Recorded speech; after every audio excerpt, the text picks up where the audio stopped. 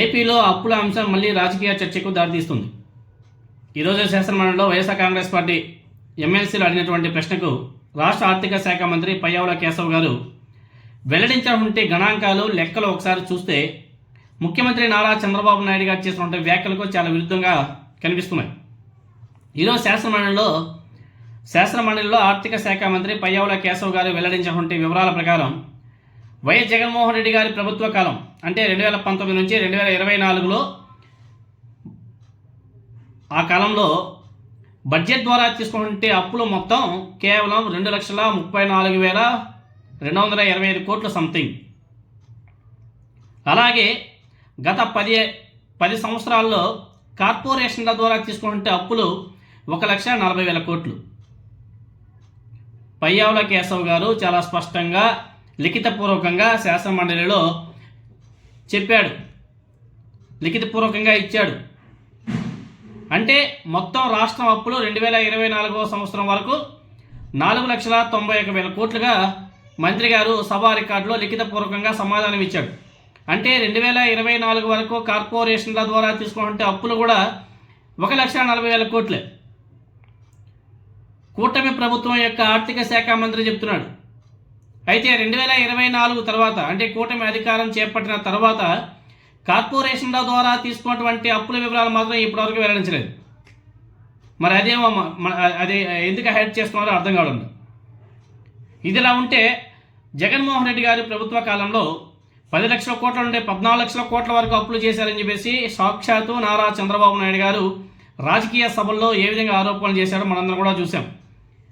ఎన్నికల సమయంలో ఈ ప్రచారం విపరీతంగా చేశారు. అప్పులు చేస్తున్నాడు పంచుతున్నాడు, అప్పులు చేస్తున్నాడు పంచుతున్నాడు అని చెప్పేసి విపరీతంగా స్ప్రెడ్ చేశారు. రాష్ట్రం శ్రీలంక అయిపోతుంది, నైజీరియా అయిపోతుంది, అప్పుల కుప్ప అని చెప్పేసి ఏ విధంగా దుష్ప్రచారం చేశారో మనందరం కూడా చూసాం. శాసనసభ శాసన మండలి వేదికగా కూటమి ప్రభుత్వ ఆర్థిక శాఖ మంత్రి ఇచ్చే గణాంకాలు ఒకలా ఉంటే రాజకీయ వేదికల మీద నారా చంద్రబాబు నాయుడు గారు, పవన్ కళ్యాణ్ గారు, అదేవిధంగా వీళ్ళ మంత్రులు ఎమ్మెల్యేలు మరోలా మాట్లాడడం రాజకీయ దురుద్దేశం అనేసి చాలా స్పష్టంగా అర్థమవుతుంది. గతంలో కూడా అసెంబ్లీ సాక్షిగా మంత్రి పయ్యావుల కేశవ్ గారు రాష్ట్ర అప్పుల మీద స్పష్టమైనటువంటి వివరణ ఇచ్చాడు. శాసనసభలో అధికారికంగా ఇచ్చినటువంటి గణాంకాలను పరిగణలోకి తీసుకుని అప్పుల అంశం మీద తప్పుడు ప్రచారాలు ఇప్పటికైనా సరే మానుకుంటే చాలా బాగుంటుంది అనేసి చాలామంది అభిప్రాయపడుతున్నారు. రాష్ట్ర ఆర్థిక పరిస్థితి మీద స్పష్టత ఇవ్వడం ప్రభుత్వం యొక్క బాధ్యత. ప్రజలకు నిజమైనటువంటి సమాచారం అందేలా చర్యలు తీసుకోవాలనేసి ప్రతి ఒక్కరు కూడా కోరుకుంటున్నారు. కాబట్టి గతంలో జగన్మోహన్ రెడ్డి గారి హయాంలో మొత్తం ఆయన చేసినటువంటి అప్పులు 2,34,000 కోట్లు మాత్రమే.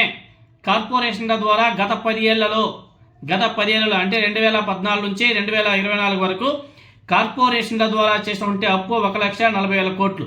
అంటే అటు నారా చంద్రబాబు నాయుడు గారి ప్రభుత్వం కానీ, తర్వాత వైఎస్ జగన్మోహన్ రెడ్డి గారి ప్రభుత్వం కానీ, అంటే జగన్మోహన్ రెడ్డి గారు దిగిపోయే నాటికి రాష్ట్రం యొక్క అప్పులు మొత్తం కలుపుకుంటే అప్రాక్సిమేట్గా 4 లక్షల కోట్లు.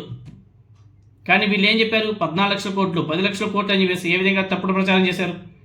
వీటన్నిటి కూడా చాలామంది తెలుగుదేశం పార్టీ వాళ్ళు, అదేవిధంగా జనసేన వాళ్ళు, వాళ్ళ మీడియా ఏ విధంగా స్ప్రెడ్ చేసిందో కూడా మనం చూసాం. అదే చాలామంది కొంతమంది తెలివి గల వాళ్ళు నిజమేమో, ఎందుకంటే జగన్మోహన్ రెడ్డి గారు సంక్షేమ పథకాలు విపరీతంగా పంచాడు, నిజమేమో అప్పులు చేసి పనిచేస్తున్నాడేమో అనేసి చాలామంది ఊహించుకున్నారు. కానీ జగన్మోహన్ రెడ్డి గారు అప్పులు చేసి పంచలే, రెవెన్యూ జనరేట్ చేసుకుంటూ మరోవైపు ఉన్నంత వరకు కేంద్రం వాళ్ళు ఇచ్చినటువంటి పరిమితుల్లోనే అప్పులు చేసుకుంటూ రాష్ట్రాన్ని ముందుకు తీసుకెళ్లడం కూడా జరిగింది. ఎన్ని కార్యక్రమాలు చేయలేదు జగన్మోహన్ రెడ్డి గారు. సంక్షేమంతో పాటు అభివృద్ధి అన్నిటిని కూడా ఈక్వల్గా తీసుకెళ్ళాడు. కానీ ఈ తెలుగుదేశం పార్టీ, జనసేన, బీజేపీలు అందరూ కలిసి జగన్మోహన్ రెడ్డి గారి ప్రభుత్వం మీద విపరీతంగా తప్పుడు ప్రచారం చేసి జనాల్లో మైండ్లోకి బాగా ఇంజెక్ట్ చేశారు. ఫలితం ఓడిపోయారు. అది దానివల్ల ఓడిపోయారా, లేకపోతే ఈ మధ్యకాలంలో ఇంకా అదేదో నైట్కే ఓట్ల తారుమారు అయిపోయాయని చెప్పేసి లెక్కలు కూడా చూస్తున్నాము. ఆ దేవుడికే తెలియాలి.